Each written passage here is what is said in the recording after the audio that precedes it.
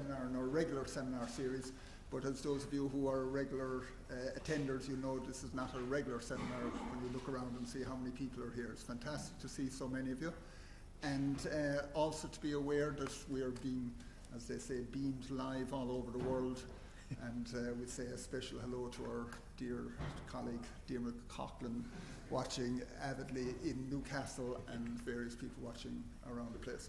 So it's a great pleasure for me to introduce Karl Claxton. Karl is a professor of health economics at the University of York and has done a tremendous amount of research in the area of estimating cost effectiveness threshold, and that work is, as many of you know, has recently been published and has got a lot of publicity in Britain, and we're looking forward very much to what you have to say. So Karl is going to talk for 45, 50 minutes, and we'll have lots of time for questions and discussion, both here immediately afterwards and over in Friars for over a tea and coffee afterwards.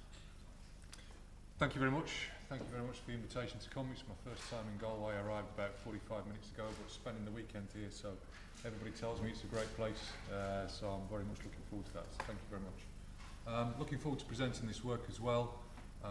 This is the research funded by research councils in the UK. It was published in full finally last Thursday on the 19th of February as an HTA, the HTA monograph series, and as said, picked up quite a lot of news coverage, which I think overall has been a good thing to, I hope, have some influence on the nature of the debate about when we should approve new drugs and how much the NHS should be willing to pay for them. So I guess I'd like to do three things. I'd like to talk about what we mean by a cost effectiveness threshold and why that is the key question in deciding which new drugs we want to approve, or technologies in general we want to approve, and how much our healthcare system ought to be willing to pay for them. Secondly, I want to give you a kind of overview of the research, of the data that was available, what we kind of did with it, and then I want to set out the main findings, the results, and then some of the policy implications. And then hopefully there'll be plenty of time for discussion. I've got some reserved slides to dig into some of the more detail if we need to do that. So if we start with the first part, what is a cost effectiveness threshold? Well, if we want to make a decision about the use of a new technology in a collectively funded healthcare system, then we need to compare the new drug that's been offered to us with what we currently do. And imagine that green dot represents what our healthcare system currently does for a particular indication, a particular group of patients. Imagine there's just one thing we currently have available to us. The new drug's available, of course we need to go out and identify all the evidence, we need to synthesize it, we might need to do some quite elaborate decision analytic modelling to estimate the health that we expect to gain and the additional cost that will be imposed. So we need a measure of health, and we need a measure of health that's going to capture both the impact a new technology might have on both length of life and quality of life. I'm terribly sorry, that's terrible. Thank you. Now, a widely used measure and one preferred by NICE is called the Quality Adjusted Life Year, a measure that combines length of life and the quality in which it's lived. If you don't like QALYs, that's fine. Think about another measure that captures impact on length of life and different dimensions of quality that reflects people's preferences. Do you know what? It'll look a bit like a QALY, but if you don't want to call it a QALY, you don't have to, okay? So we need a measure of health. We need a measure of health, and a QALY is a pretty decent way of doing it. It's certainly better than body weight. So imagine that we've synthesised the evidence from this new technology. For every patient treated, we expect on average to gain 2 quality adjusted life years, but at the price currently charged by the manufacturer, we expect it to cost an additional £20,000. We can describe the cost effectiveness of this new drug as offering us QALYs at the rate of £10,000 per QALY gained. Is that worthwhile? Well, it depends critically on where that £20,000 is going to come from and what other healthcare we're going to have to give up. Healthcare costs are resources that could have been used to offer effective care to other patients and improve their length and quality of life. And that's what the cost effectiveness threshold is. It should be an assessment of what we're likely to give up in terms of health elsewhere in our healthcare system. So if you believe that our cost effectiveness threshold is £20,000 per QALY, what we're really saying is we think that every £20,000 we've got to find means that we're going to have to give up one quality adjusted life year somewhere else as a consequence. So it's at a price of £20,000, 2 QALYs gained, cost effectiveness £10,000 per QALY, our threshold is 20. That £20,000 we expect to displace one quality adjusted life year elsewhere. We gain 2, we lose 1. Overall, this technology is good value. We improve overall health. We have a net benefit of 1 QALY for every patient treated. So saying that something's cost effective, saying that the cost effectiveness ratio is less than the threshold, is really saying that we're going to improve overall patient outcomes across our healthcare system, given the resource constraints that it currently faces. What if the manufacturer charged a little bit more for this drug? What if they charge P-star, set price at P-star? We still gain 2 QALYs, it's just the same drug, it's just as effective, but now it's going to cost us an additional £40,000.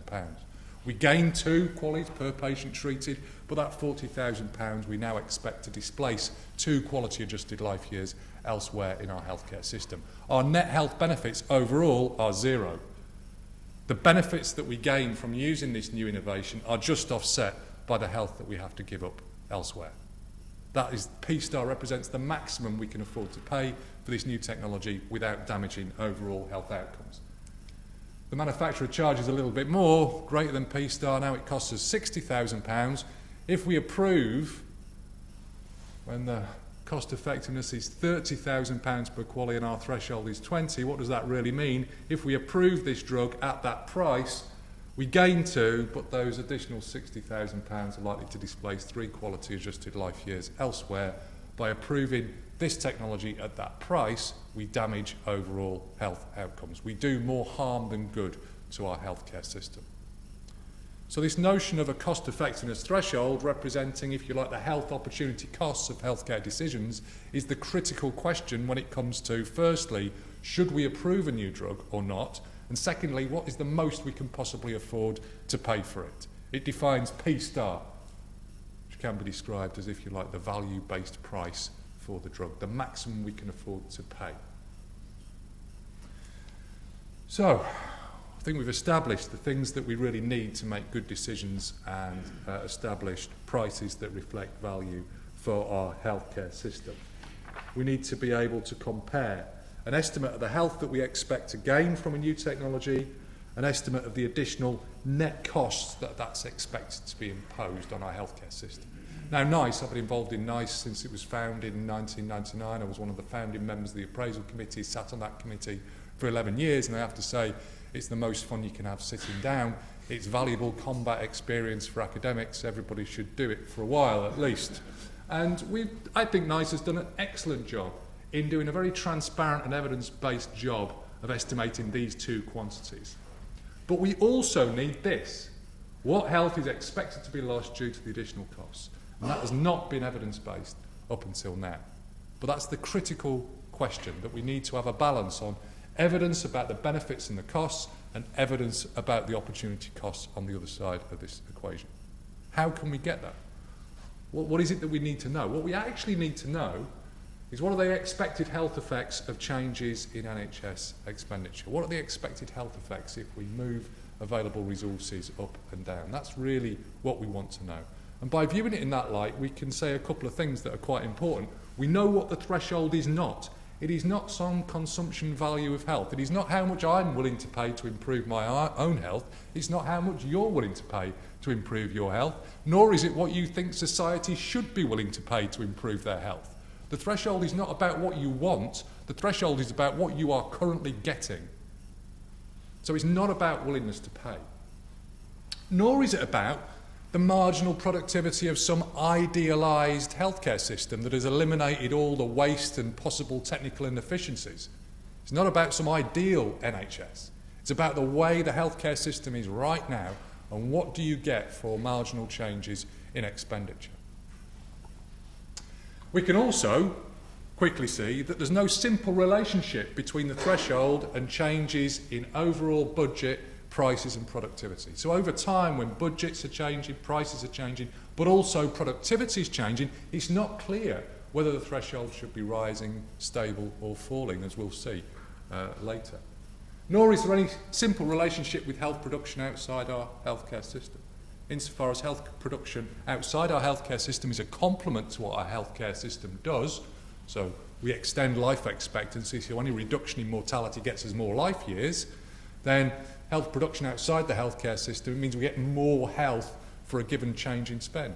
But equally, insofar as health production outside reduces baseline risks, then we get less absolute gain from interventions that reduce relative risk. So again, these things are empirical questions.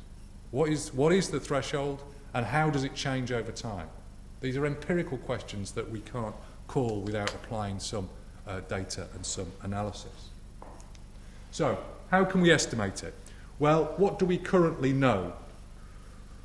Well, empirically, very little. NICE, almost uniquely in the world, as a kind of reimbursement agency, has had an explicit and stated threshold since 2004, and its stated threshold range is between £20,000 and £30,000 per QALY.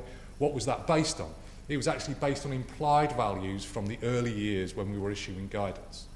Now, I was on the committee that did that. I don't really recognise 20 to 30. I think we were working at about 15. And that's an important number, which you'll see almost feature later on. The truth of the matter is, though, over many years now, NICE rarely rejects technologies below £30,000 per QALY. In other words, the upper bound has become the floor, and recent work that's looked at what NICE has done suggests that on average they're approving at about 40, and in some circumstances NICE goes as high as 50 in circumstances of short life expectancies. So that's where we are in terms of decisions that have been made by NICE in the UK. But based on no empirical evidence whatsoever, really. They have no foundation in evidence. So what do we need to do, and what can we do? What we need to do is to estimate the relationship between changes in expenditure and health outcomes right across the NHS. What do we have available to us? Well, we have what's called programme budget categories, 23 programme budget categories, which are different disease areas, collections of ICD code. And all NHS expenditure, whether in primary or secondary care, is allocated down to these programme budget categories. And those programme budget category expenditure is available at PCT level, at a local level within the NHS. So we have 152 primary care trusts, or at least we did when this work, the data that this work uses, 152 primary care trusts. We have slightly more CCGs now, which are local areas of the NHS, and we've got the expenditure at a local level, and we've also got mortality, not all mortality, but important aspects of mortality, reported at a local level by ICD code that can be mapped to these programme budget categories. So that's what we have available. How can we use it? Well, we need to be able to how can we use it, first of all, to estimate the effects of expenditure on mortality? Well, we need to be able to do two things. We need to estimate the effect that a change in overall spending has on spending in particular programme budget categories in different disease areas. So we need to estimate expenditure equations, how a change in overall spend tends to get allocated between these disease areas. And we can use the cross-sectional variation in the PCTs to estimate those expenditure equations. We need to account for endogeneity, we need to instrument other PBC need, things like that, but we can do that. Once we've done that, we need to estimate how a change in expenditure in a particular PBC impacts outcomes as measured by mortality. Again, we've got that cross-sectional variation. If we can account for all the reasons why PCTs might differ, we can isolate the causal effect. Again, we've got issues of endogeneity, so we need to instrument for PBC expenditure. So, from now on, I'm going to show it in the medium of some pictures. So, this is kind of what we've got. We've got a total of 23 PBCs.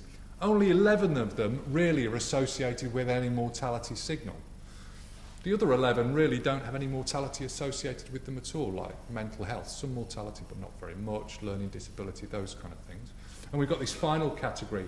This is not a disease area, but if you like, general medical services, a kind of bucket of other category, which is essentially an overhead on primary care. So, Where we've got mortality signal, we can estimate these expenditure equations, how a change in overall spend gets allocated to these PBCs and to this general category. And we can estimate the relationship between change in spend in a particular PBC and how that affects mortality in that PBC. And with those two things, we can estimate the cost per death averted in the NHS. Now, we can estimate the cost per death averted in the NHS for these 11 PBCs. For the others, where we can imagine that these have the same effect, but add in the effect, the costs of this kind of other category. If we do that, what do the numbers look like? Well, this is what it looks like. If we focus only on those where we've got a mortality signal, it's about £106,000 per death averted. That's how much it costs us to avert a death. And if we add in effectively the other PBCs, which effectively is simply accounting for this overhead, adding in more costs, it rises to about £115,000 per death averted. Now, that's kind of nice, and we did a press conference in London and the journalists loved this, but you've got to be a bit careful about this number for two reasons. First of all, you never save a life, you delay death for a little while, and the key question is how long did you delay the death? That's the real important question, which we're going to come on to next. How can we convert this into life years? And the other thing to recognise is that in our estimates, we've averaged the subsequent 3 years of mortality data. So the deaths that, if you like, contribute to that variation in the cross-section are not deaths that have been averted for a few months, but on average across 3 years have been a minimum of 2 years change in survival. So we really need to translate this into an effect on life years. How can we do that? Well, if we have some information about the age and gender distribution within the different ICD codes that contribute to each of these PBCs, we can indeed translate changes in mortality into the changes in life years and represent a cost per life year. Again, also representing what happens if we put the other PBCs in and imagine that they have the same effect, but include this overhead as a cost. We don't assign any health outcomes to this GMS expenditure. What happens if we do that? Well, it looks like that. So we go, if we focus only on the ones with a mortality signal, it's about £23,000 per life year. If we include everything, including this overhead, it goes up a bit. It's about £25,000 per life year. Well, that's good, but it's not enough. We need to take some account of the quality in which these additional life years that we've gained through additional expenditure, what quality were they lived. So what can we do about that? Well, we can adjust them for quality, and initially there's two ways in which you might think about doing that. You could assume that those additional life years are lived with the quality of life of the general population matched for age and gender. Now, if we do that, then we're essentially assuming that all disease is either acute or, if you like, those symptoms can be cured by the expenditure. Yeah? If you extend somebody's life, you get rid of the symptoms associated with their disease. So it's quite optimistic. The alternative, of course, is to incorporate what we know about the quality of life impact of all these different diseases, 1,500 ICD codes. And we know something about that. In the UK, we've got a data set, the HODAR data set. And by supplementing it with a US data set, MEPS, we can get quality of life decrements for each of these 1,500 ICD codes and adjust those quality of life norms. So we got now, if we do that, that's really quite pessimistic. I mean, that's essentially assuming that all disease is chronic, in fact, not just chronic, but lifelong, and the symptoms are incurable. We are never going to improve quality of life. So if we look at those, what do we get if we do that? Well, these are the numbers. This is adjusting those life years for quality of life. And what you can see is that if we use norm, £30,000 per quali. If we include quality of life decrements, it's about £38,000 per quali.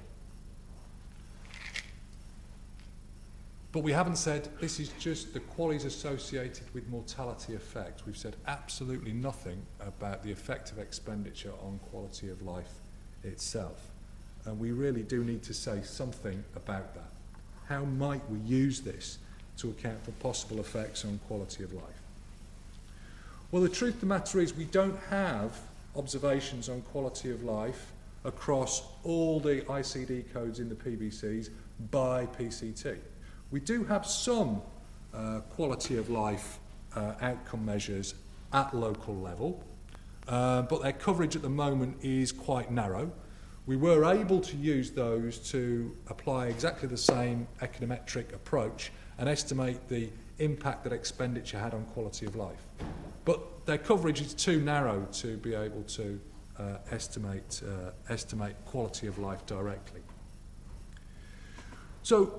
But quality of life is important, obviously, is important even in those 11 PBCs that have mortality associated with them, where we can directly estimate a mortality effect. And mortality is almost irrelevant in the other 11 PBCs, which constitute almost 50% of NHS expenditure. In fact, much of NHS expenditure is not directed to reducing mortality and improving survival, it's directed to improving quality of life. So what are our possible responses here? We could assume that NHS expenditure has no effects on quality of life at all, simply because we can't observe it. That seemed absurd and perverse to us. What's the other alternative? Well, we could imagine there's some kind of surrogacy relationship. Or at least we could say, what if actually the proportionate effect of expenditure on mortality burden can be used as a surrogate for the proportionate effects of expenditure on the quality of life burden as well. So we can use that surrogacy notion for those first 11 PBCs. Then we could say, what about the others? Well, what if the proportionate effect on quality of life burden is similar, the proportionate effect of expenditure on quality of life burden is similar in the other 11 PBCs? In other words, we can use what we can observe to impute what we currently cannot. What does that look like? Well, this is what we can estimate directly from the data: expenditure equations, outcome equations. We can express our estimated impact on mortality as a proportionate impact on the mortality burden in each of those diseases. We could then say, well, you know what, maybe the proportionate impact on burden of expenditure in these PBCs is similar to these. Estimate expenditure equations for these other PBCs and then apply these effects to measures of quality of life burden across all these diseases. And to do that, we need some information on the age, gender distribution by ICD code. We also need to have some information about incidence. We also need to have some information about quality of life associated with each of those ICDs. So if we do that, if we apply the proportionate effects that we can estimate to estimates of quality of life burden, we, in principle, can get a measure of the cost per QALY that includes impact on mortality and quality of life. So, what do those numbers look like? So this is it's building up to a drum roll. This is the important number, the really important number. What do those numbers look like? This is what they look like. This is what they look like. So if we focus only on these 11 PBCs where we can estimate a mortality effect, we're down to about £8,300 pounds per QALY. So those that don't like the notion of extrapolating the effects to the other PBCs, that's fine. Your threshold's not £13,000, your threshold's £8,000. If we do that extrapolation to the other PBCs, it rises to £13,000. Why is that? Because we're applying the same proportionate effect. Well, these other 11 PBCs, generally speaking, have got a lower quality of life burden. So we're applying the same proportionate effect of spend, but to a smaller burden, so that the net effects are smaller, so our threshold is a little higher. Here to here suggests that actually there's a lot of quality of life burden even in those PBCs with high mortality, and that's true. And the PBC respiratory diseases is a particularly good example. Respiratory diseases have big mortality effect, but they've got an even bigger quality of life effect. So, this is, if you like, the overall result for the latest wave of spend data that we were able to look at the time.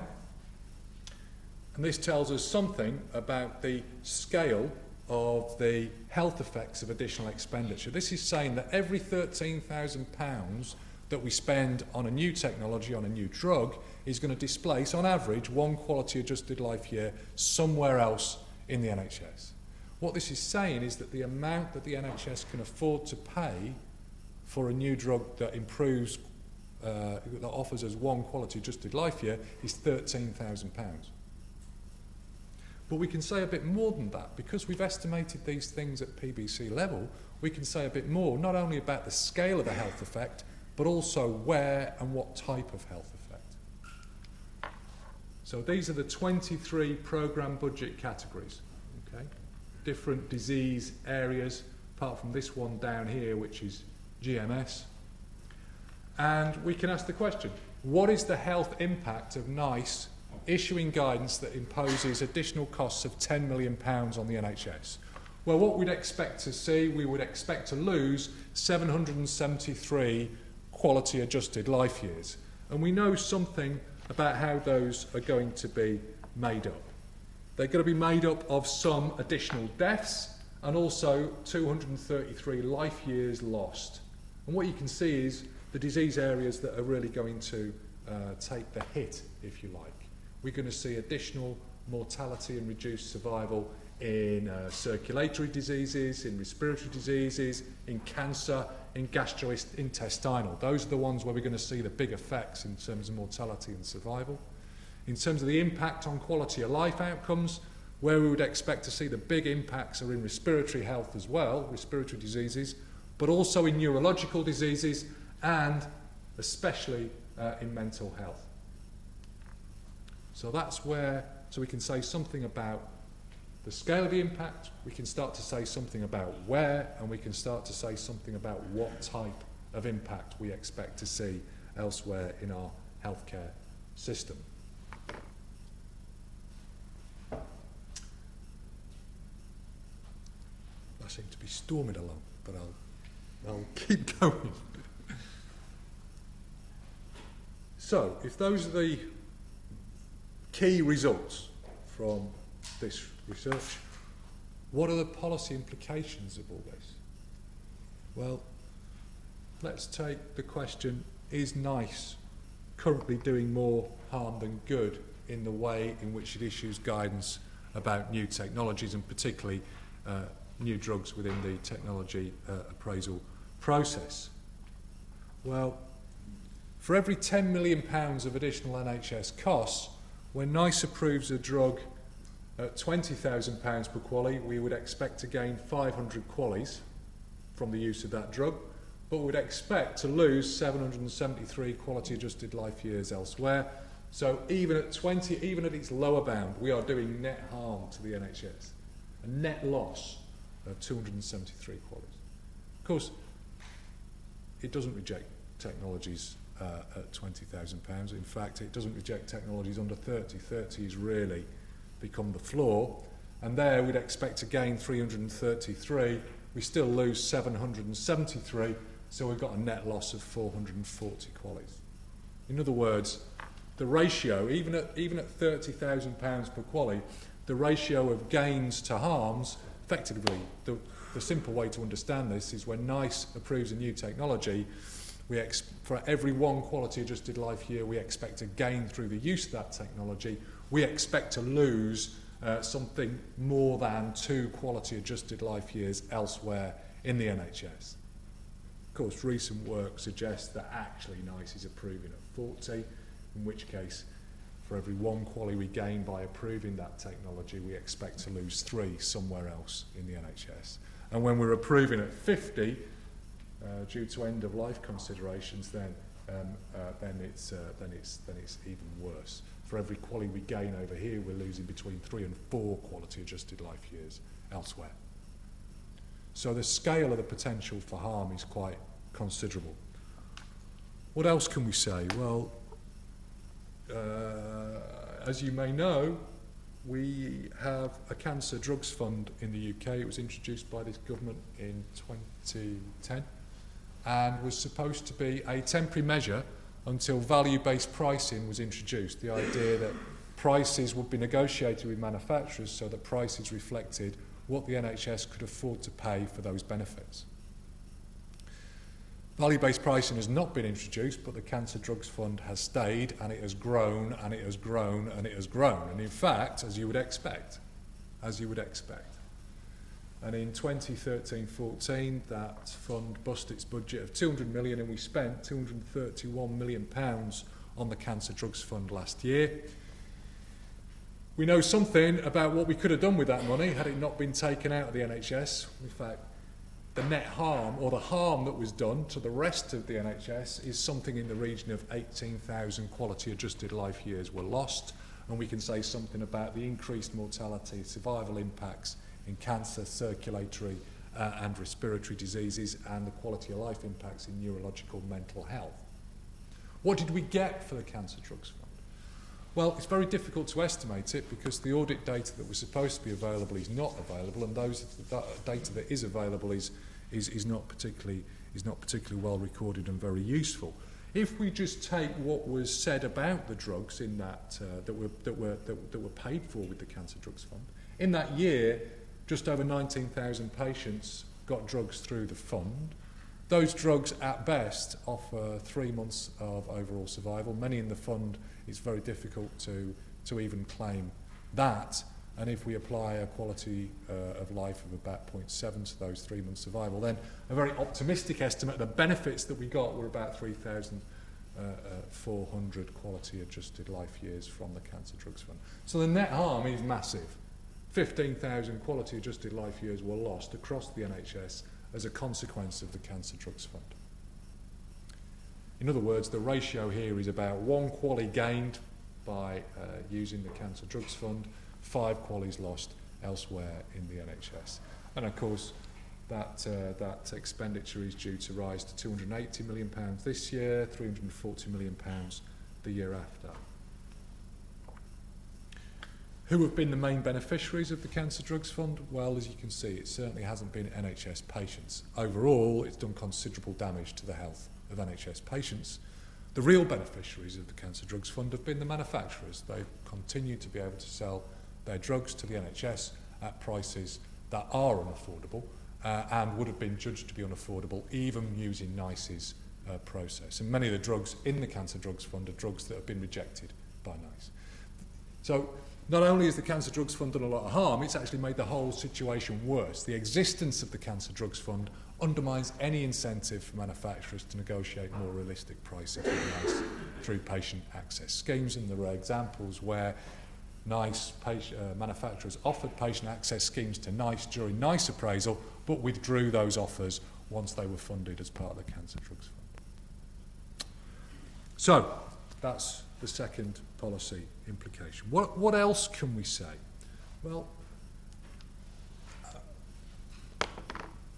you may know, I don't know what you do, but many argue that, yes, but this is just QALYs, and, you know, this drug's not just about improving health, it's in a really severe population. There are other aspects of value that you haven't taken account of.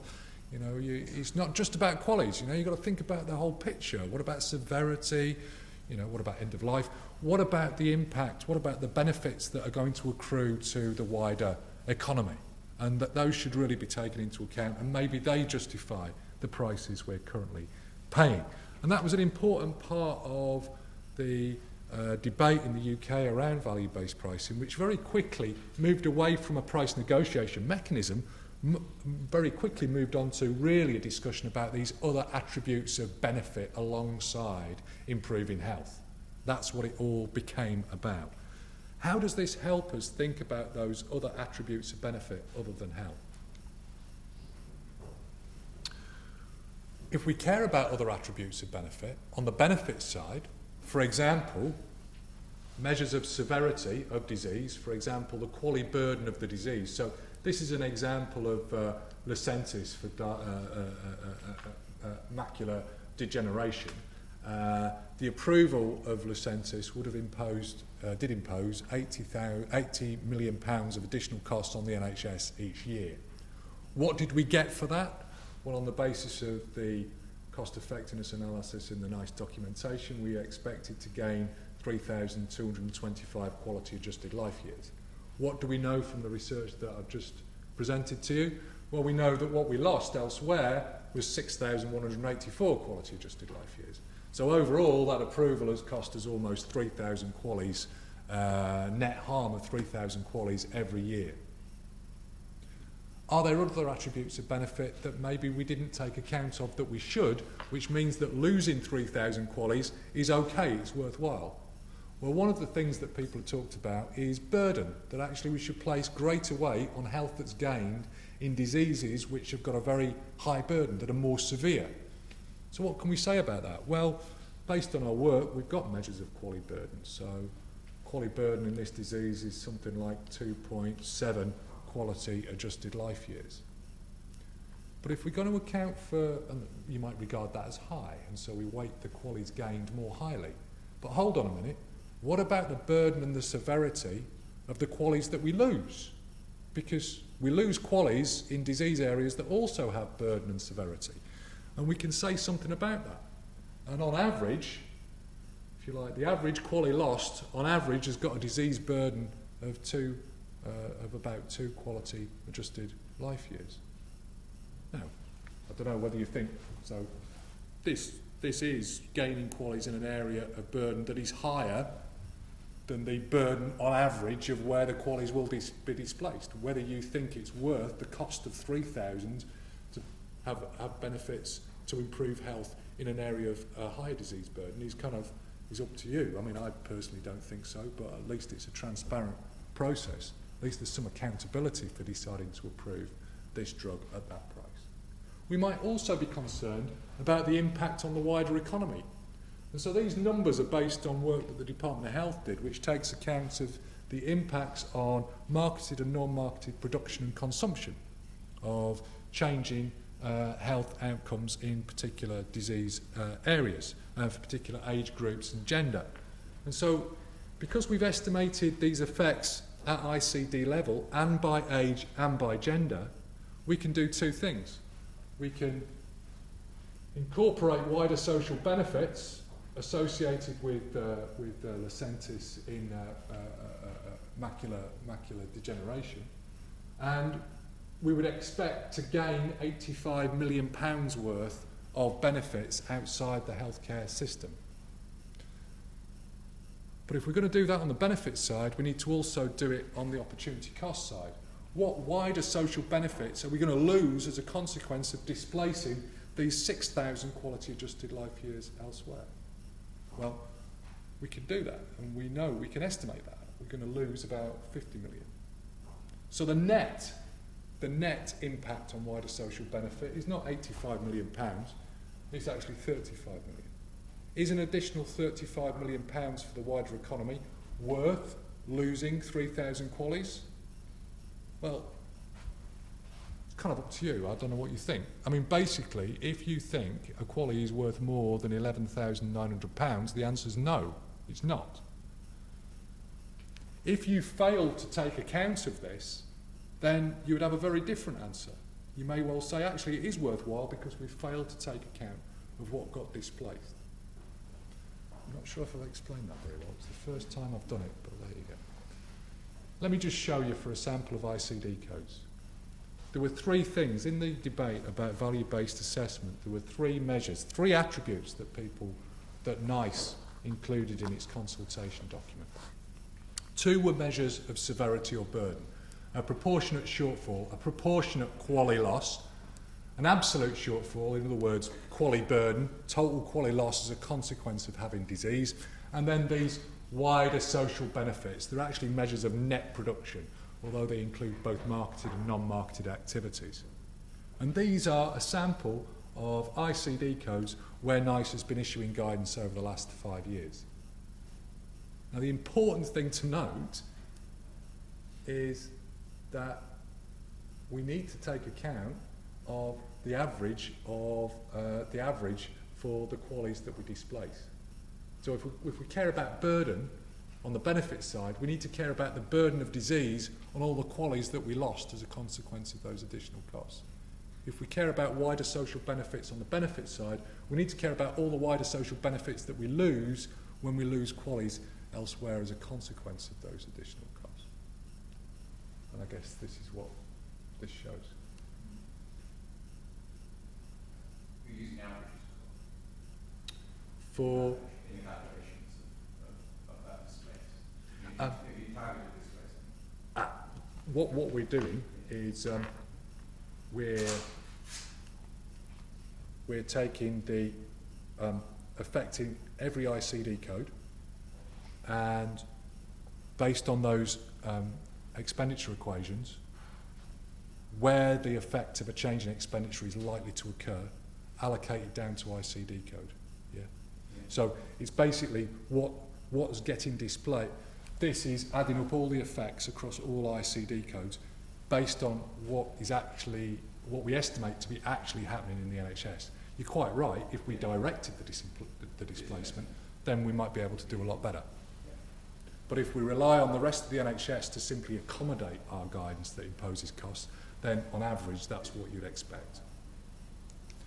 So I think I'm going to sum up because I've almost used up my time. So what do I think the overall implications for policy are?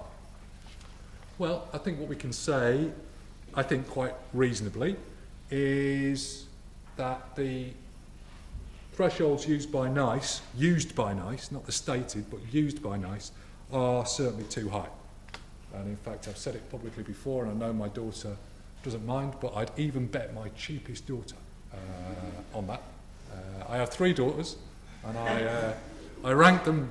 There's many different ways to categorise things, and ranking daughters according to cost is just one way of doing it. I would bet my cheapest daughter on that basic conclusion. What does that mean? That means that we're currently, on average, paying too much rather than too little for new branded pharmaceuticals. If we're going to take account of other attributes that people want to include because they don't think it's just about health, that's fine, I've got no argument with that. But if you're going to include those other attributes on the benefit side, you must do exactly the same thing on the opportunity cost side. If you don't, then not only will you damage overall health, you will actually reduce the things you care about. You'll get less social benefit. There'll be doubly false positive decisions. You'll make decisions which both damage health and damage the thing that you said you cared about. What about pharmaceutical pricing? Well, really what we need is predictable, accountable, evidence-based pricing mechanisms. In other words, prices based on what the healthcare system can afford to pay for those benefits. How can we get that? 2 critical, necessary conditions. First of all, we need to be willing to say no. If you are not willing to say no at a particular price, there will never, ever, ever be any price negotiation. That's the lesson of the Cancer Drugs Fund. If you're not willing to say no, just forget about it. If you are willing to say no, then you also need to think about how can you make it as easy as possible for manufacturers to negotiate lower prices, understanding their concerns and fears about how that will be referenced in other parts of the world market. And there are mechanisms that we can use. In fact, the recent pharmaceutical pricing scheme involves national rebates, and that is an ideal way of effectively having lower. That rebate ought to be based on the discrepancy between the price that's been charged and the actual value to the NHS.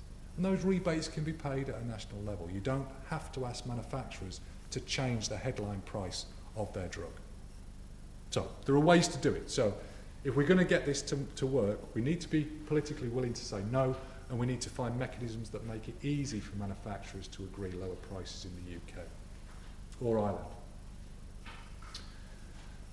I think the other thing it tells us in this debate about pharmaceutical innovation is we can now start to put a figure on the health consequences of the argument that we should be using the NHS to support a multinational pharmaceutical sector.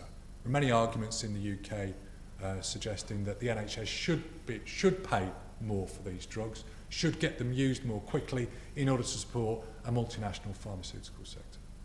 Well, if you want to argue that, then at least you should be faced with the health consequences that you've imposed on the rest of the NHS, and that we can start to do that. But secondly, you know what? If you do care about innovation, and we should, if you care about innovation and supporting future innovation, the last thing you want to do is to pay higher prices for existing products. If you really care about that, then what you should do is to invest in the research infrastructure. If you care about inward investment, paying higher prices for all branded pharmaceuticals, wherever they are located, isn't going to do anything to encourage inward investment. It's just going to damage your healthcare system. If you want inward investment and you want to support innovation, instead of doing that, use those resources to invest in the research environment. That's the way to invest in future innovation and attract inward investment. And finally, and this is the thing that's most important to me in terms of myself, this was quite a difficult piece of work, it has to be said. And we knew how sensitive it was, and we knew what scrutiny it would come under. It was a difficult piece of work. But for me, some of the econometrics is quite sophisticated, and some of the other stuff, I think it's a good piece of work. But for me, it's not actually the numbers that are the most important thing. For me, this piece of work is about contributing to accountable and ethical decisions in a collectively funded healthcare system. See, for the first time, we're starting to make those unidentified NHS patients who bear the true costs of new drugs a little more real. We're starting to expose the reality of the choices that are faced with current resources, and I think can contribute to a much more informed debate about how these decisions should be made, how prices should be set, but also a debate about how much we should spend on healthcare. The truth of the matter is, one of the take-home messages from this research is £13,000 for quality. The NHS is really good value, and if you think the NHS should be spending more than that, fine, vote for more taxes. That's it.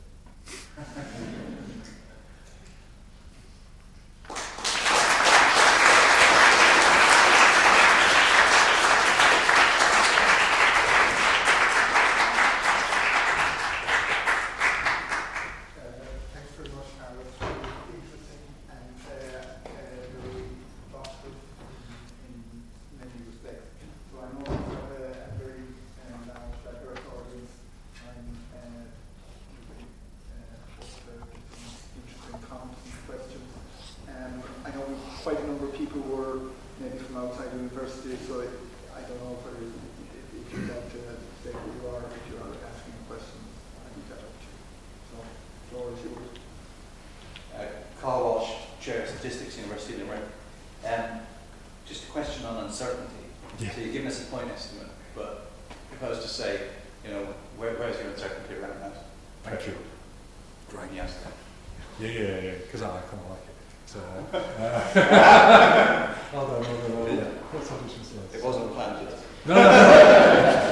So these are the cumulative probability distributions for our point estimate. This is the 11 PVCs only. If you remember, the mean is about £8,000 per point. This is for all, which is about 13. So this is using Monte Carlo simulations, sampling from the standard errors in our statistical models, propagating all that through.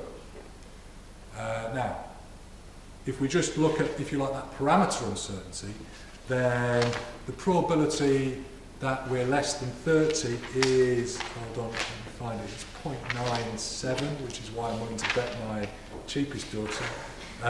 It is 0.97, and the probability that it's less than 20 is 0.89, which is why I'm not willing to bet my cheapest daughter, but I am willing to bet my most expensive daughter when it's less than 20.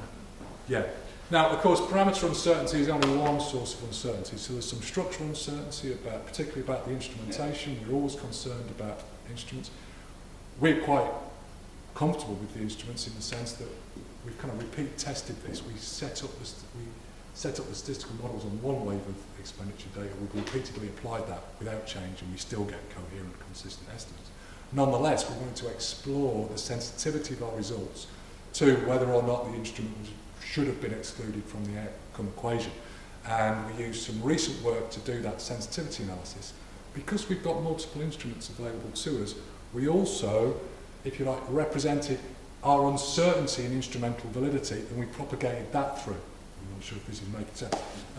So we've got layers of it. Example on how valid your instrument is, what would be the coefficient in the outcome equation had you included it, and then propagate it through. What we found was our point estimates are not sensitive to uncertainty in the instrument in instrumental validity. But of course, we're much more uncertain, and that's not represented here. That's not represented here. And of course, as I said, you know, we are making some assumptions about the impact on quality of life. However, this is the bit that I really like. Okay. What's the impact of uncertainty in terms of the threshold we should choose to make decisions? In other words, a single value, a policy threshold that a body like NICE should use. Well, if we're uncertain, effectively, imagine that this blue is the distribution associated with our threshold that we've just estimated. And this is the relationship between the threshold and net benefit. And it's non-linear because there's some additional costs. We take the point estimate of K1, that's our point estimate, and we use that then, and we apply it to our model, we'd get a net benefit of NB1, which is greater than 0. We'd say yes to this new drug. It's worth it. Problem is, K2 and K3 are possible and equally likely. Yeah? Maybe they're the 5th and the 95th centile. If we get K2, we get NB1. If we get K3, we get NB3. Very, very different due to this non-linear relationship. Actually, our expected net benefit, if we integrate the uncertainty, is actually somewhere here less than 0. In other words, the more uncertain we are about our estimate of the threshold, the lower our policy threshold should be set below the mean. And the only thing that would offset this would be a negative skew in the distribution. We don't find that. Thank you. Question or comment?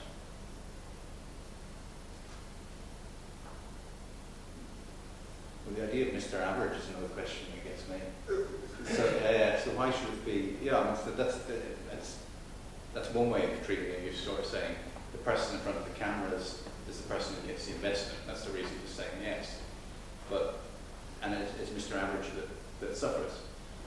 But if you're going to make a strategic decision to say yes to the people, what about strategic disinvestment?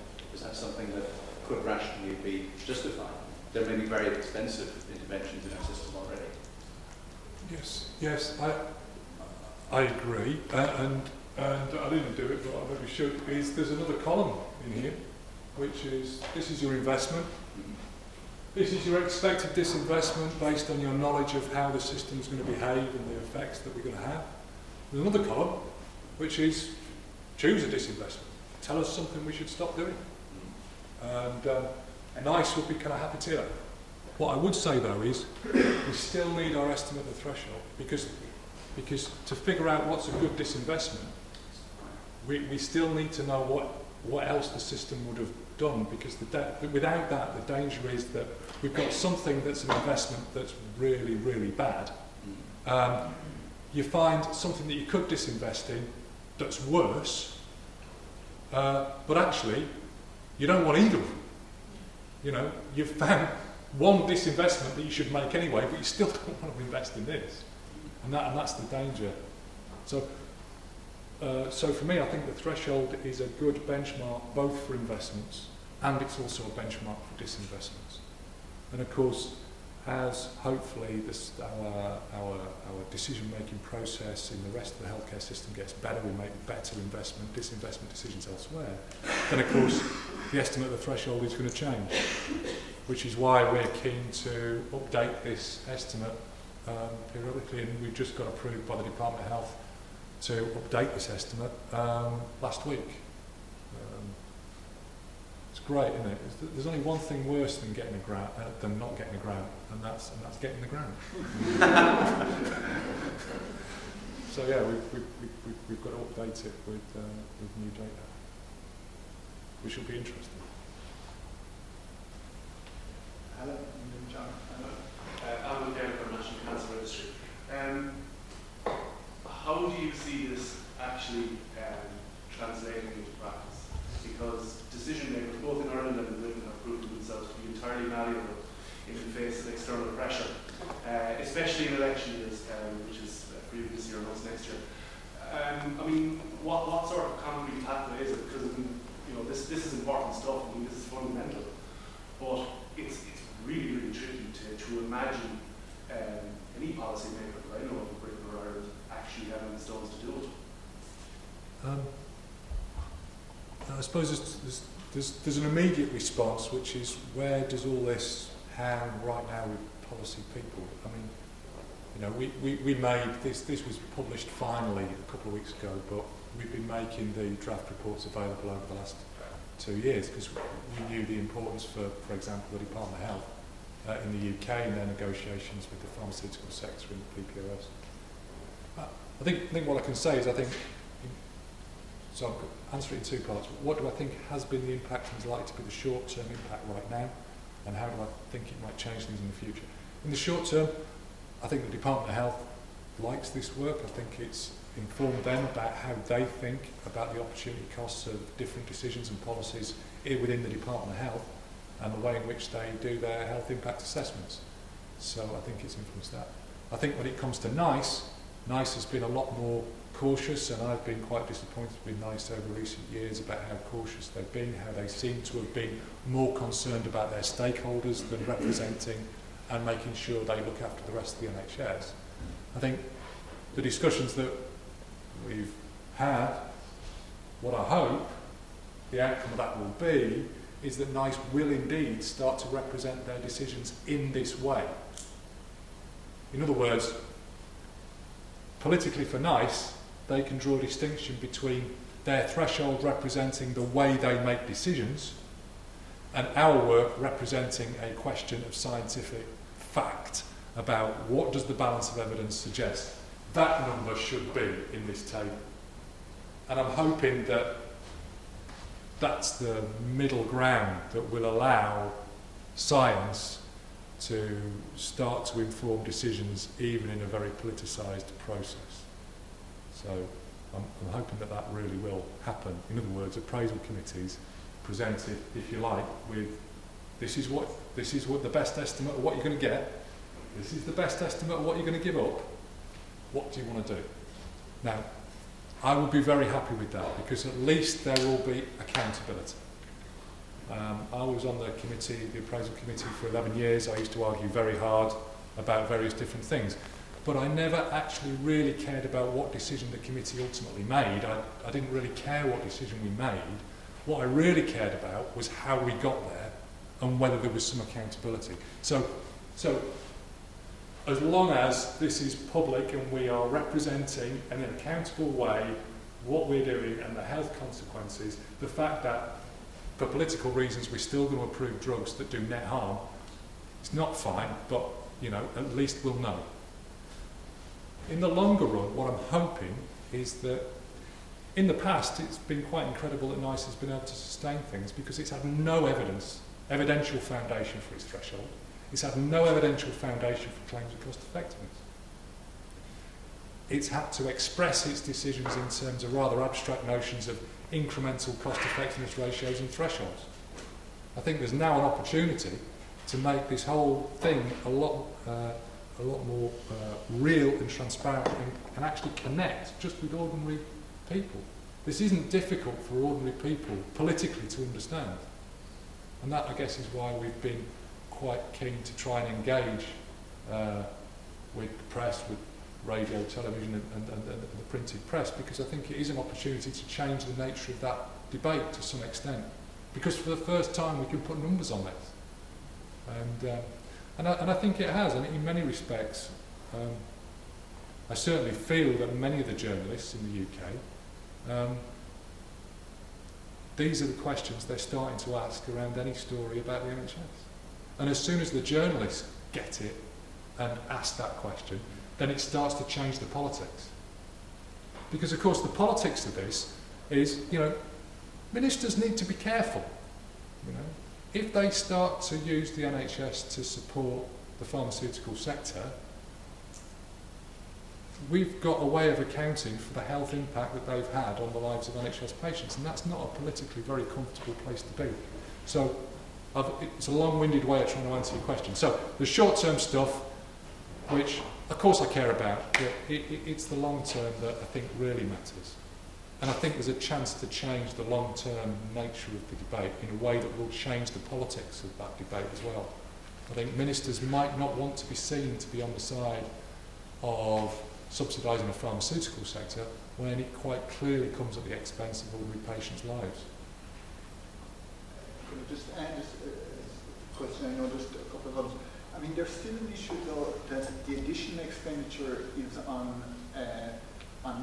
an identifiable group of patients, and the displaced expenditure isn't. So you've got, you know, I was just thinking there as I was listening to you. I mean, one group of people that must have been tearing their hair out about nice decisions are program budget managers up and down the country who, when they were told you've got to fund this drug, are saying, you tell me what I shouldn't fund. Absolutely. And has there been a reaction from that sector? To this work? No, other than individuals who we know involved, no kind of formal response. I mean, that's absolutely true, and all that kind of anecdotal stuff has been around for a long time. In fact, a number of PCTs, particularly in the early days, have appealed NICE decisions against them approving decisions because of precisely that reason. None of those appeals were successful. I get the feeling at the moment, I think the local NHS is in such a struggling so much just day to day to keep the wheels on. I think it's quite difficult for them to look up and get engaged in a more general kind of political debate at the moment.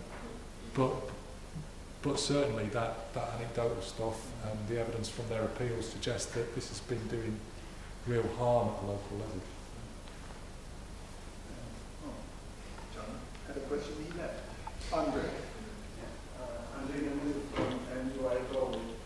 If I identified you on the raised opportunity cost calculation on the notion of displaced cost, displaced investment.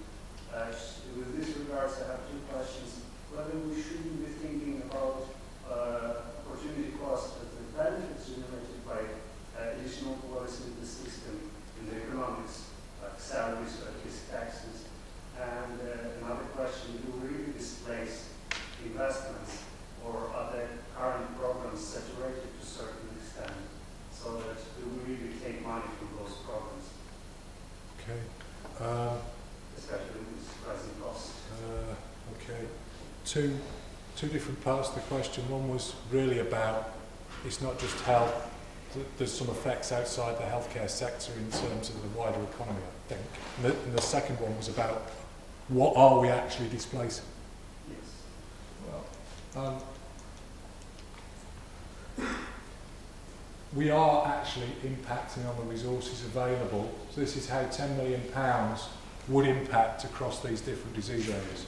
So we know we are definitely impacting on the resources available in those disease areas. You can't spend the same pound twice, that's for sure, and this tells you what we know based on all the evidence that we currently have available, where that's happening.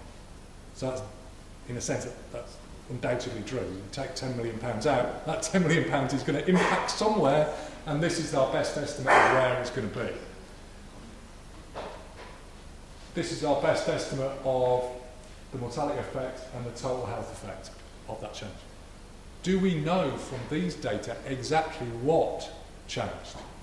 So £10 million means we're going to spend £450,000 less in cancer. Do we know what we're going to not do in cancer? We don't, because we've got aggregate spend and aggregate outcome data. I would argue, in a sense, we don't need to know. What we need to know is what change happened and what was the effect. there's work that's tried to go back and look at, well, what decisions were made as a consequence of nice guidance, and I was involved in some of that work. There's a real difficulty there about who are you going to ask? Because the truth is, if you put the system under more pressure, the effects are going to be a myriad of clinical decisions that the people making them themselves don't know that they're under pressure to not do this because of NICE. So who do you ask? Even if you ask the right people, will they know, and will they tell you an honest answer? And even if they do, how would you value that? And that was pretty much the findings of that work that tried to look in detail at what decisions were made at a local level. As part of this report, we looked quite carefully at what's available at a local level to tell us a bit more about, in a sense, what lies behind this £450,000. What was happening? We found very little of any particular use that's routinely available at a local level. So I think that was the first part, I think, was about that we need to take account of the fact that this investment will have spillover effects elsewhere on the wider economy. Is that right? Yeah, it kind of one generates additional benefits in the system in terms of earnings, in terms of that's definitely a bigger estimate than the cost needed to generate additional quality. So I mean, shouldn't we be thinking about that as our threshold, as our target maximum that we can afford on this part? Well, the important thing, listen, we need to be clear about questions of value and questions of fact. So it's a question of value, which is our healthcare system about health, or is it about some broader notion of welfare that we might be able to specify and blah, blah, blah. Whichever answer to that value question you choose, you have to recognise the fact of the impact of the current constraint that's been placed on healthcare expenditure. And what that means is that, let's say you do want to, here's your welfare, right? The Department of Health uses a consumption value of health of £60,000 per quality. Okay? It's based on old work from Mike Jones-Lee, but recent reviews suggest that that's not at the ballpark in terms of how much we're willing to pay for a quality. If you don't like 60, it's fine, just put another number in, I don't really care. But let's choose a number. Once we've chosen that number, we've got to your welfare. Because we can convert the quality effects into consumption using £60,000, or we can convert the consumption effects into qualities using the £60,000. This is what these consumption effects are, the equivalent quality of the consumption effect at £60,000.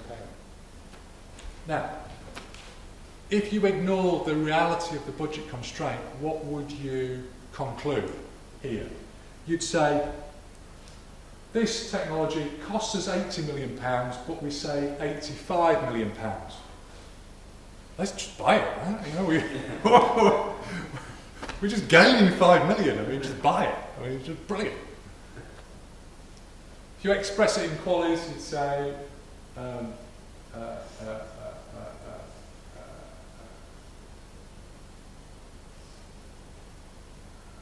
if you express it in qualities, I'm sorry, I haven't quite got the number. The quality equivalent of £80 million is a lot less than 3,225 qualities, okay? So you just buy it. If you did that, by ignoring the constraint and ignoring the effects of the constraint, you come to absolutely the wrong decision. Because the truth is,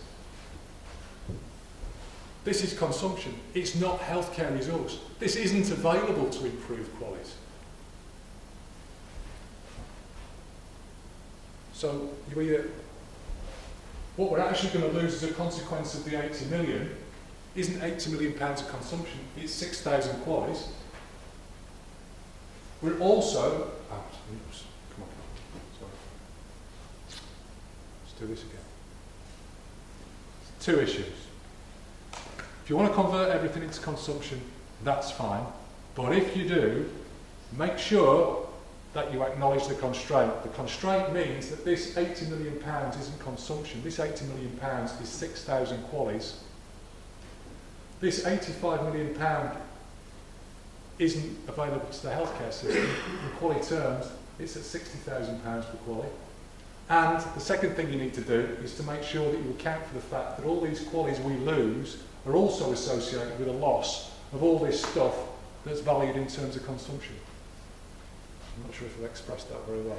But the bottom line is, if you do that properly and acknowledge the constraint, even if I buy your view of welfare, you should say no. Whether you measure things in consumption or health terms, you should say no.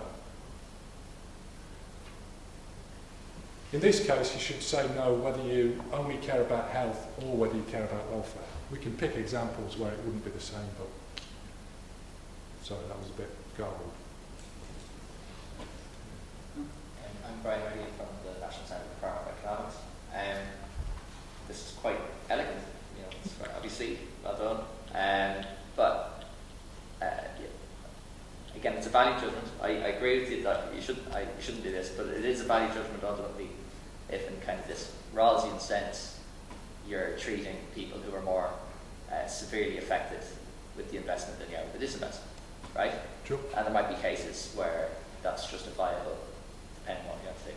But you said here that you wish that NICE would follow some kind of protocol like this. Seems to be a kind of step away from cost utility analysis, a kind of step towards cost consequence analysis, which is about kind of representing these kind of things in terms of natural units. So in terms of the amount of life years lost, alongside the gains in or the wider social benefits, and alongside the severity and whatever else you're having yourself. But it seems that they're kind of moving towards that way themselves, or at least they're claiming to be moving towards that way themselves. Public Health has been doing it since 2012. They've kind of encouraged cost consequence analysis ahead of CUA, and they published guidance 6 months ago that's kind of, in theory, can be used across the directorates there, that says they can use CCA as much as they want. So I don't know, in a utopian world, maybe they are moving towards this, maybe I'm being unrealistic, but maybe you're not onto a lost cause here, is that what you're trying to say? No, that's right. So we're trying to, I think this represents what's feasible, Yeah. but also what retains principle. And in fact, I think it's got a lot to commend it. You see, I'm trained as an economist, I'm in the economics department, but I've never, the thing that's run throughout everything I've done is I don't believe we can define social welfare. I don't buy the traditional economic view that welfare is founded purely on individual preference expressed in markets and the surrogates. Nor do I think that NICE, in making its decisions, can possibly impose a particular view of social welfare. We've each got a different view as to what social welfare ought to be, and the question is, well, who should win? Who should become a benevolent dictator and impose that view on the rest of us? And I don't think there's any view that I would wish to impose. I think what we see are processes by which society overcomes that difficulty of competing claims, limited resources, of trying to balance that. And that is the messy social democratic process with all its checks and balances. This is a long-winded way of saying that, in a sense, this represents that. Stepping back from imposing social values and saying, actually, these are the consequences. So, the way I would describe this is multi-criteria decision analysis, but done properly. Yeah, well, the thing is then, once you have these criteria, in effect, is what they are, and you have scores for these criteria, you are one step away from turning it into an MCDA, if that's what you want to do. Now, whether you'd have to do that very softly, and then you're doing it just with values, and that's a political nightmare, and that will take a long time to try to solve your way through, but you're effectively, all you've got to do is decide, I'm going to weight severity of disease, 10% of it, and whatever else, and you might be able to. I wouldn't wish that upon my worst enemy, but you could do that if that's what you want to do. Well, we got two ways to go. So we can either try and go out and estimate some weights, and we've done that. And Sheffield with us did that to try and inform the last round where this was discussed by NICE about value-based assessment. We can either get some weights, in which case we can weight the benefit side, but then we must also weight the opportunity cost side as well. There's weights associated with all the qualities we give up. And that's fine, and I'm happy for that. If somebody's willing to specify what the consumption value of health is, that's fine. We don't have a score or a weight in our MCDA. We've done it, we've converted the consumption into quality, we've made them comparable.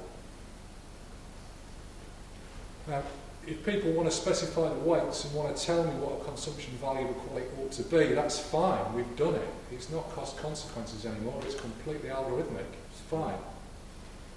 If people are saying, actually that's not politically possible, that's not feasible, well, okay, fine, you won't do that, but what you do need to do is when you make your decision, start to decide whether you think this difference in severity is worth losing 3,000 qualities. Now, I suppose for me, my line in the sand is I want to see a record of the 3,000 qualities lost. I want there to be accountability for that. What social value judgments you make, first lecture to my students, tell them there's 3 sins you can commit. And the first sin that's unforgivable is to violate reason. So to exclude that will be a violation of reason, and for that there is no atonement, and you will carry that sin forever. The second sin is to hold perverse views of evidence. And that sin is a bad one, but it's potentially forgivable. It's potentially forgivable. And then, of course, the third sin is to hold social values, which I personally find abhorrent. I regard that as a sin, but you know what, we've all got different social values. So for me, that's the sin they should not ever commit. That has to be there, and it has to be based on the balance of evidence. So yeah, it's difficult, these decisions are difficult, but at least there's going to be some accountability. For me, you see, this is about accountability back up the chain to ministers who are putting the pressure on to say yes, and accountability, if you like, down and out to the rest of the population who are paying the taxes and the ministers acting on their behalf. Karl, I suppose because since the paper was published a couple of weeks ago, there's been a response from the OHE who have, I don't wish to speak for them, but I suppose, is it fair to say that they think that too much is being made from the data that you have? Yeah, I mean, we've written a response to the OHE, which is on our website, and I think that probably best expresses how we feel. I think the OHE critique, I mean, we commented on the earlier drafts of that critique a long time ago now. The current critique that's been published is better than that draft, but nonetheless, I suggest you read it and think, come to your own view. We don't regard that as a dispassionate and balanced critique of what we've done. They tend to want to overestimate the optimism of some assumptions, underplay the pessimism of others, and to not mention others that are really quite pessimistic with respect to the health effects of spend. So I don't regard that as I don't regard it as an independent and balanced critique.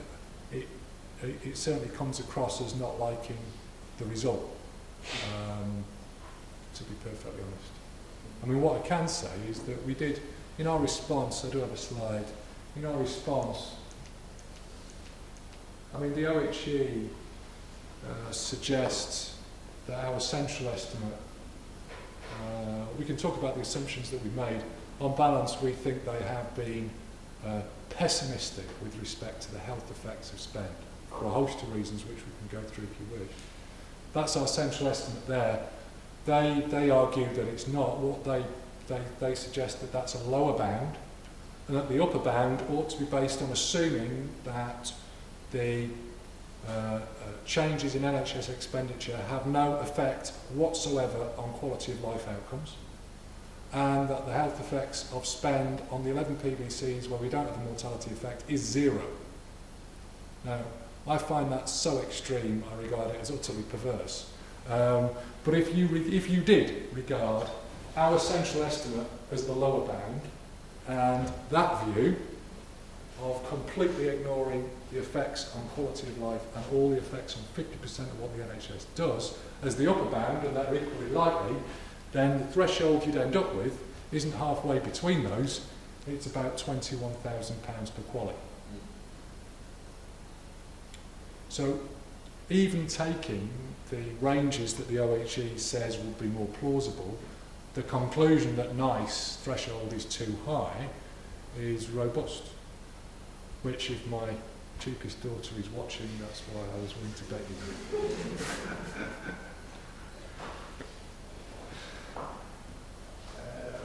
Yes. Hi, Keith Claxton from Untitled Chapter.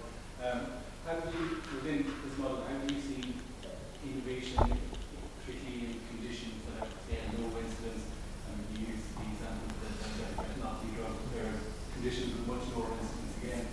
How does research and development in those conditions continue? Because these drugs are very expensive to bring to market in the first place. You're going to have to show an extraordinarily high treatment effect to justify funding in this model. Take it in two parts. The first part is why are new drugs so costly? Key reason why new drugs are so costly is because of the prices we've been willing to pay. The causality doesn't go from how much it costs to the price that's been charged. It goes exactly the other way around. How much you can charge to the cost of development. Why? If we are willing to pay these prices for new oncology drugs, what does it do? It encourages investment, much higher cost investment, in developments of potentially quite modest benefit. And that, in a sense, that's what we see in the sector. We are, if you like, suffering the consequences of a pipeline which has been incentivised by a demand side that doesn't work, that doesn't exist. Because nobody on the demand side has really said, you know what, we can afford to pay this much for this benefit, and align those incentives with what we can afford. So let's be really clear, the price is charged, the causality goes the other way around. And just because something costs a lot to produce doesn't mean we should pay more than we can afford to buy it. And that kind of starts to smack of the kind of industrial policy in the UK from the 1970s that, well, we invested in this, it costs a fortune, we know the drug's not very good, but you really do need to pay a high price because if you don't, we won't get a return on our investment. Well, I'm really sorry, but it's your capital. As long as we send a clear signal of what we'll pay for, then you need to take that risk, and we're not here to subsidise or bail out those investments at a later date. So that's the first part. The second part is, what would this mean for incentives and investment? I think what it's really about, it's about aligning, sending a very clear and predictable signal to the sector, about aligning their incentives for investments with what healthcare systems can actually afford to pay. And at the moment, that's completely misaligned. And that's why we've got so many very expensive oncology drugs which offer such modest benefits. I think if, once we've done that, it seems that we are not able to produce the drugs that we would really like to see because we don't have, if you like, the technology to do that, the understanding, the biology to do that, then if you want to address that, then spend your resources on the basic fundamental science and research environment, because it's that will provide the step change in innovation. So for me, I see this as aligning incentives with what healthcare systems can afford. I think in some, it doesn't always mean lower prices for the pharmaceutical sector. If you take antibiotics for drug-resistant resistant strains, when I talk to manufacturers, they don't think there's any incentive to do that, in part because their version of what they think they can charge for an antibiotic isn't based on the value that that could generate, which is massive, but it's based on historically how much people have been able to charge for antibiotics. If we sorted these incentives out, you could charge for a really good antibiotic that could treat drug-resistant strains, you could be charging more than you do for an oncology drug. The quality's gained are massive if you manage it. So for me, I think aligning those incentives would lead to a much better pipeline. It might be a narrower pipeline. It'll definitely be a lower cost pipeline, it will be a narrower pipeline until there's a fundamental shift in the underpinning, if you like, biomedical science. And so if we want to see that fundamental shift, don't just spend more encouraging more or parallel developments in areas that are already well worked. Actually take that resource and invest it in the basic science, would be my argument. And then invest more of that money within our existing healthcare system and foster our own research outside of the pharmaceutical industry. Exactly, so if we do that, we get a double whammy. We encourage, we support innovation, and the foundation for new generations of drugs that offer much greater benefits. We invest in our own infrastructure of knowledge economy, but we also actually change the research environment, improve the research environment, and encourage inward innovation from those that want to exploit that better research environment. Now, that compared to paying prices that are unaffordable, which encourages all of them to start to make higher cost investments in areas that are already well worked, where only modest benefits will be generated, and at the same time damage health outcomes in our healthcare system. For me, you know, those two alternatives, I mean, which would you want to do?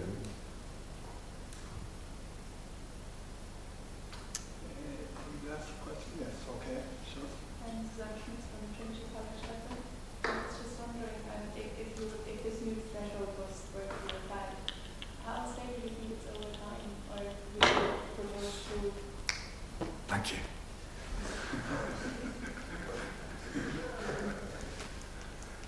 Sorry.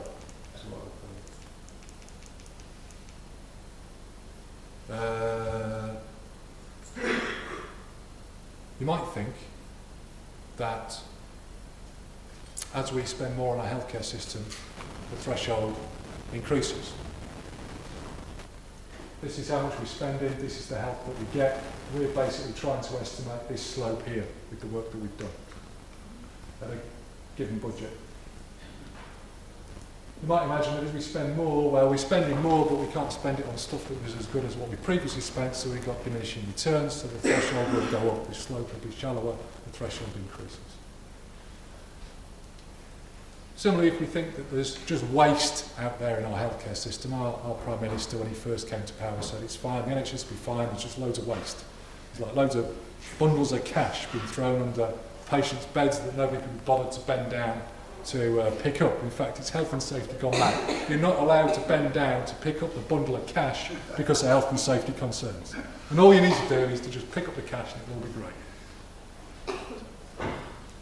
Imagine there's waste, we get rid of the waste, and nothing else changes, we shift that to the right. That's exactly the same, again, the threshold increases. That's exactly the same as increasing the budget, if all stays the same. But actually, if things don't stay the same, as the budget increases, as we get rid of technical inefficiency, stuff we definitely shouldn't be doing, we actually get better at doing the stuff we should do. We change the slope of this because we improve productivity. What I mean is we get more health per health service input because medicine gets better, we've got better technology, we've got better diagnosis, and generally speaking, medicine just gets better. We increase the slope, guess what? We get rid of the waste, pushes the threshold up, but at the same time we get better at doing the stuff we should do, actually the slope stays the same. So it's an empirical question. There's lots of things going on. Lots of things going on. It's an empirical question. What do we know about the empirics? Well, we estimated stuff for 3 waves of spend, okay, with the following 3 years of mortality data, which is why the last one that we could look at was 08-09. We can now go a bit further. There was an important difference in the way in which the Department of Health instructed people to record programme budget expenditure between 06 and 07 spend. So it's really this 7, 8, 8, 9 that's comparable in terms of the way in which expenditure data was recorded. And this is what you can see. This was at a time when the real budget for the NHS was growing quite fast. So at a time when the budget was growing quite fast, the threshold fell in nominal terms, or didn't rise at least, and actually fell even further, obviously, in real terms. So what was going on here, in the report you can see we kind of dig into trying to figure out, well, how did this happen? The budget was growing, the threshold fell. How did it happen? Two things happened. There was improvements in allocative efficiency. So in these two periods, the NHS was tending to allocate more of a change in spend towards those things that were really good value. And there was an improvement in technical efficiency as well, because what we could see is that we were getting more health per pound in those areas that were already quite good. And that was tending to offset the effect of the increase in budget. How stable? So we've seen 3 years.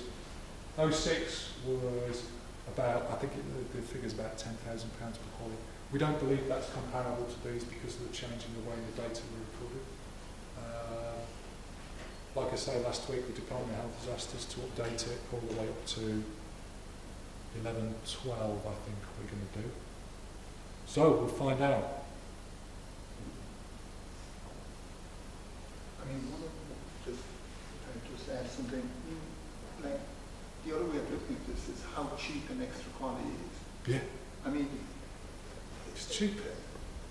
I could think of a lot of ways of spending a couple of £100 that are so frivolous and ridiculous, and you'd say, geez, for that you get. Exactly. I totally agree, and that's my hope for this work, that we can use it in lots of different contexts. I mean, it's really cheap. £13,000 gets you a quality. I mean, that's just incredible. It's the price of a Ford Fiesta. On this, I don't see any other hand. So, and I know, it's great. There were so many good questions and comments. So, you're all very welcome to join us in the restaurant just over there in Friars for tea and coffee and more discussion. And just while you're here in the captive audience, just to remind you that next week we're going to have another health economics related seminar. That's from Valerie Walsh from the Health Services Executive. So, and the other thing is, I suppose, Karl over here was thanking for his expertise in recording it and streaming it, and the recording will be left up for, well, maybe forever. But for a while anyway. So if you miss something, you can go to the website that listen to those. So we just thank Karl and